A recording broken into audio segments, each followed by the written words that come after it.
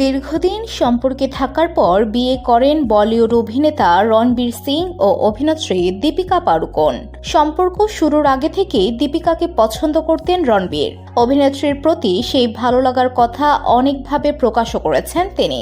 জনসমক্ষে দীপিকার দিকে যেভাবে চেয়ে থাকতেন রণবীর, তা নিয়ে রিলও তৈরি হয়েছে অনেক। এখন তারা একরত্তি কন্যা সন্তান দুয়ার বাবা মা। বিয়ের এত বছর পর কিভাবে সুখী দাম্পত্য টিকিয়ে রেখেছেন রণবীর, সেই কথা জানিয়েছেন অভিনেত্রী। দীপিকা বলেন, প্রতি 6 মাস অন্তর অন্তর নিজের ভোল পাল্টে ফেলেন রণবীর সিং। হেয়ার কাট থেকে শুরু করে পারফিউম, চেহারা সবটাই। আর সব রূপেই রণবীরকে দেখে মুগ্ধ হন তিনি, ফের তার প্রেমে পড়ে যান। অভিনেত্রী বলেন, রণবীর এত ঘন ঘন লুক পাল্টায় যে আমি কখনোই ওকে নিয়ে বোর হই না।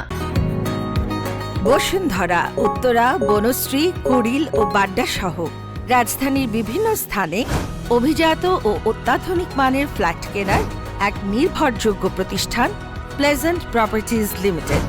তাই আপনার স্বপ্নের আবাসনের জন্য আজই যোগাযোগ করুন। Pleasant properties limited, where destiny matches eventually. তিনি বলেন, গত রাতে এক লুকে দেখলাম, সকালেই দেখি অন্য লুকে।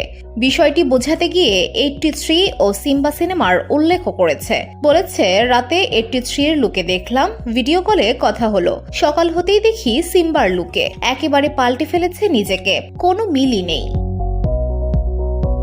উল্লেখ্য, এই মুহূর্তে কন্যা দুয়ার প্রতিপালনের দিকে সম্পূর্ণ নজর দীপিকা পাড়ুকোনের। তিনি কোনো কাজ করছেন না, টুকটাক ইভেন্টেই বেরোচ্ছেন। সন্তানের সম্পূর্ণ দেখভাল করছেন দীপিকা নিজেই। তার মাতৃত্বকালীন ছুটি শেষ হতে পারে আগামী ডিসেম্বরে। সেই সময় শুটিংয়ে ফিরতে পারেন অভিনেত্রী।